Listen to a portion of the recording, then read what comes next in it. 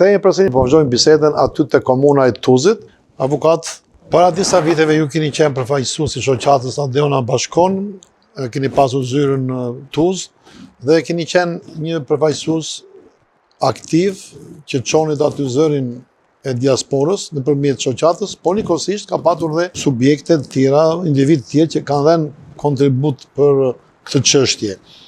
Si e vlerësoni juve, jo vetëm kontributin nëpërmjet shoqatës Adeona Bashkon, por edhe organizimet dhe subjektet e tjera që interesoheshin për komunën e Tuzit. Subjektet, shoqatat, organizatat të cilat kanë vepruar, të cilat janë themeluar në diasporë me fokus që kanë parë posaçërisht komunën e Tuzit, Malsin, por edhe me gjerë, kanë dhënë një kontribut të çmuar, dhe një kontribut i cili është i një nivelit shumë të lartë, edhe ekonomik, por mbi gjitha edhe politik, sepse të gjitha këto pa dalluar kur asnjë prej tyre kanë ndihmuar dhe gjithmonë kanë punuar në interesin e popullatës shqiptare në territorin e Malsisë. Këtu duhet veçuar, ose më mirë të kthehemi pak më mbrapa, shohim edhe këto, themi ato, atë marshin e votuesve të cilët kanë ardhur nga diaspora, të cilët kanë të letë organizuar mirë nga këto shoqata, se të vihet të votohet edhe me 3 marsin, edhe vota të cilat kanë të kaluame, që drejta e kësaj popullate të cilët jetojnë këtu, të cilët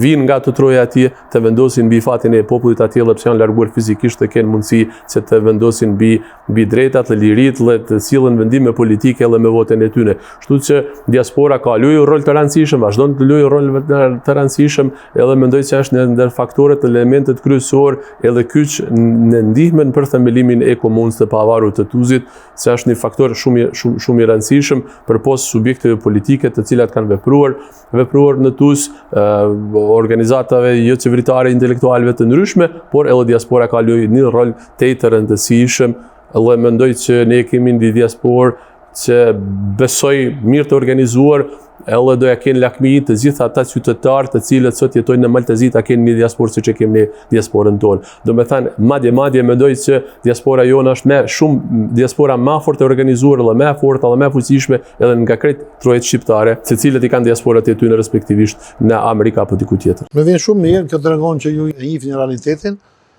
Ju jeni një djalë shumë profesional dhe inteligjent. Do nxjerr disa sekuenca tani ti shikoni dhe për herë të parë bëhet një debat organizohet nga televizori shqiptar të Amerikës.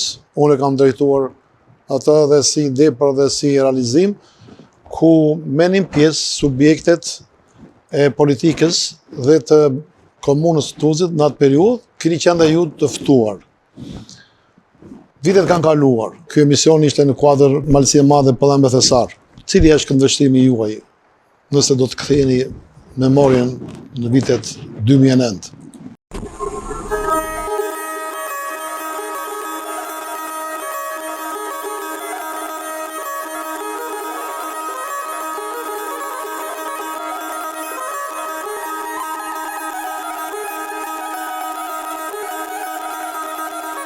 Jemi pra në emisionin Malësie e Madhe Pëllëmbe Thesar. Edhe personat që kanë ftuar këtu janë i vlerë, pasi dhe politika në rolin e saj për zhvillimin e jetës politike shoqërore të vendit, dhe duam respektuar, nderuar, edhe si të tillë u kanë ftuar në emision debat për komunën urbane e Tuzit me komunën Florë. Në kamën e djathtë kam zotin Dinosha, është kryetari i Partisë Demokratike të Union Demokratike të Shqiptarëve këtu në Malsi, njëkohësisht dhe ministri për mbrojtjen e drejtave nacionale këtu në qeverinë të Malsi. Mandej është kryetari i parlamentit të komunës së Tuzit, zoti Nikol Samaj, njëkohësisht edhe kryetari i Partisë Lidhje Demokratike për degën e Malsisë. Mandej kam zotin Angel Voçaj, i cili është përfaqësues i zyrës të diasporës, i drejtuar nga shoqata Lidhja Adeona Bashkon. Këtu në planë e majtë, kam zotin Shumulaj, është kryetari i komunës urbane atje aktualisht. Kemi zotin Gjergj Samaj, është kryetari i Partisë Alternativës dhe ish deputeti i legislacionit të kaluar, zoti Sinishta i njëkohësisht dhe përfaqësues Partisë të Perspektivës.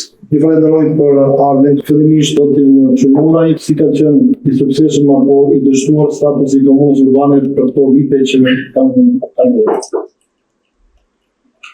Fillimisht i përshëndetje Shënjë Bilardi në mesin tonë këtu qendrë të Malësisë në Tuzin. Gjithsesi gjatë ushtrimit të postit të kryetarit komunës urbane, me vërtet është një dështim nga fakti se kapaciteti juridik me cilin është bashkëtuar dhe funksionin komunë urbane e Tuzit e tillë, ajo atë detyrën të cilën do të ishte nevojshme që ta kryente çdo pushtet vendor, do qeverisë lokale, pra të jetë në funksionim të qytetarëve dhe tregës saj. Ky lloj organizimi nuk i përmbush nevojat e qytetarëve të tregës. Për këtë gjë ka fakte shumë, për këtë gjë kemi biseduar, kemi folur shumë. Të gjeni çfarë mendoni për këtë problem? Po, unë mund të them se Jo përgjithësi, vetëm për me strukturë mendon, ja. Po. Ndryshimi i strukturës. Po unë pajtohem me këtë çfarë kryetari i komunës në fakt se është e mungesë edhe e strukturës, por edhe e motivatimit të asaj çfarë edhe i takon kësaj komune. Është, siç e përmendi fort mirë ky këshilli i qytetit, për shembull i cili ende nuk është konstituuar. Ka shumë gjëra të tjera të cilat pothuajse me ligj bukur mirë janë të rregulluar, të cilat nuk zbatohen. Përgjithësisht për realizimin e planit financiar është kryetari i komunës urbane Tuzit, çka pothuajse nuk quhet pothuajse dha hiç. Atë çka flasim për një komunë tjetër. Po dhe pastaj unë me vëmendje për cilat pyetje dhe parakohesit, këtu do të veçoja dy gjëra. Do të thotë në aspektin juridik nuk ka asnjë problem, nuk ka asnjë barierë që Malësisë me qendrën Tuzit t'i njohet apo t'i njihet e drejta në qeverisë lokale. Dhe lidhur me këtë janë dy çështje. Në vitin 1958 u privohet Malësia nga e drejta e komunës apo suprimohet me një dekret të qeverisë e drejta në qeverisë lokale për Tuzin, do të thotë në atë kohë ishin fondet për zhvillimin e zonave kufitare dhe zonave të pazhvilluara. I nderori zoti Vila, së pari duhet të them se për të dëshmuar dhe treguar dështimin absolut, siç e tha dhe zoti kryetar Mulaj, të komunës urbane të Tuzit, është mesi e qartë, edhe nuk do të elaboroj atë aspekt. Do të elaboroj këtë aspektin profesional juridik, absolutisht pajtohem me këta që kanë thënë parafolësit, veçanërisht edhe zoti Sinishta që elaboroi pika shkurt atë aspektin juridik. Duhet të them së parit se një ligj i cili që nga propozimi i tij ka qenë jo i zbatueshëm. Ai as në praks edhe me sjelljen e tij ai nuk mund të zbatohet. Sidoqoftë në fillim të këtij ballafaqimit, të këtij debati politik që ka organizuar zoti Ganjevile në televizorin shqiptar i Michiganit, ndjej nevojë që të përshëndes dhe të përgëzoj zotin Ganjevile për atë çka është ka vend për Malësinë, duke ofruar diasporës sonë Malësinë dhe për atë që po bën edhe me këtë emision sot. Edhe po mos të ishte emision që shkon nesër në televizion, fakti se kemi arritur t'i bashkoni përfaqësuesit politik sot në Malësi, është çështje me rëndësi sepse ne po sulim bashkë dhe si diskutojmë këtë çështje nuk mund ta zgjidhim. Është për të ardhur mirë pra që jemi së bashkut edhe opsioni që kërkon dhe dëshiron që statusi i komunës së plotë të Malësisë të arrihet me këtë ligj. Po, faleminderit. Mendoj se është mirë që ngjan një bisedë këtij lloji. Mendoj se kontaktet e tilla do të na duhen sa më shpesh edhe këtu në Malësi edhe me diasporën, pse jo. Për këtë çështje që ju shtroni kisha thënë shkurt kështu. S'do mend se komuna e plot do të ishte dhe do të jetë mënyra e organizimit më të mirë për qeverisje lokale në Malësi. Nga ana tjetër, s'do mend se statusi aktual i komunës urbane në kuadër të Podgoricës absolutisht nuk dëmton atë rrugë. Dhe treta, duhet ditur se s'ka parti politike shqiptare, pra s'ka Union Demokratik Shqiptarëve që është kundër statusit komunës plot Tuzit. Prej viteve 90-ta deri në vitin, mund të themi diku vitin 2015-16, shqiptarëve në Maltezi i ka mungua ideja së parit, vizioni politik. Neve nuk kemi pas lider të cilët kanë njohur politikën dhe të cilët sepse shikoni gjitha qeverit, se cilat janë themelua vite me radhë në Maltezi, shqiptarët nuk kanë qenë faktor. Shqiptarët kanë qenë dekor. Pse kanë qenë dekor? Kanë qenë dekor duke falendëruar përfaqësuesve politik shqiptar. Fati i mirë, dhe natyra, e vetë se natyra dini ju vetë, biologjia ban vetën dhe njerëzit vinë ndrrimi i gjeneratave, erdhi deri te ndrrimi i gjeneratave. Me ndrimin e gjeneratat e reja e shikuan dhe e kuptuan se neve nuk duhet të jemi dekor dhe të jemi sa për të marrë numër, apo themi se një qeveri ka pakicat si pjesëtare e saj dhe ashtu përmbushën standardet evropiane. Dhe me në fund të kuptuar nga faktori shqiptar, faktori politik shqiptar, se duhet të bashkuar, bëhemi me të fuqishëm edhe të jemi faktor.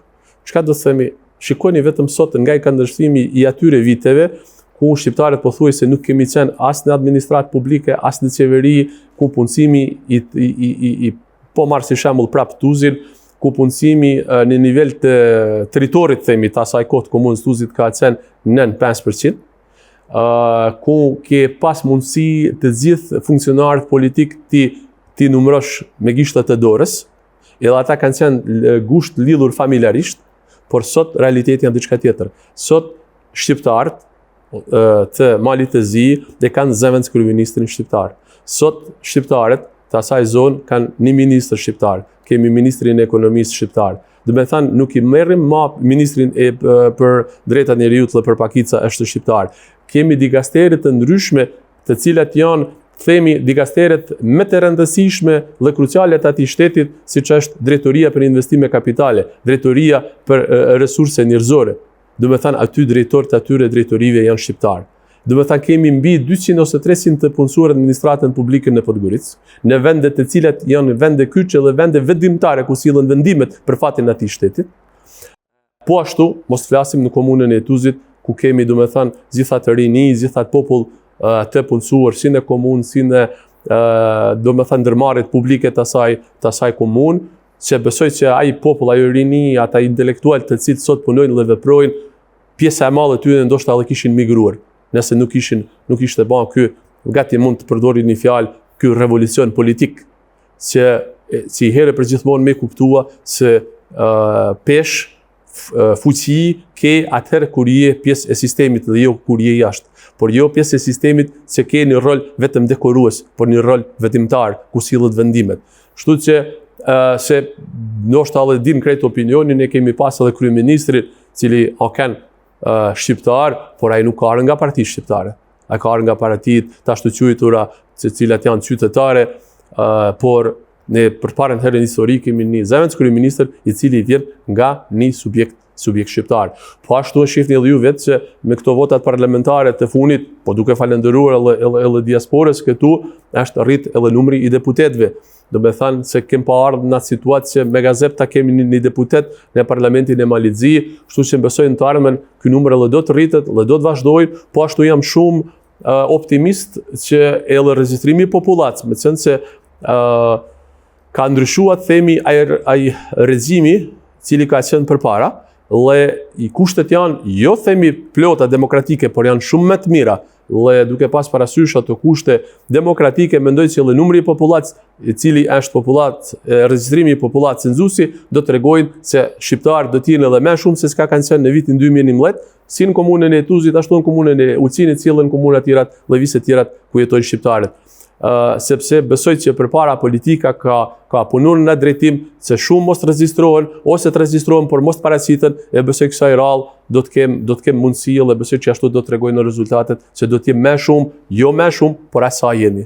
Avokat, do më falësh, do të kalojmë në publicitet. Do të kthehemi përsëri në bisedë me avokatin Engjell Goçaj.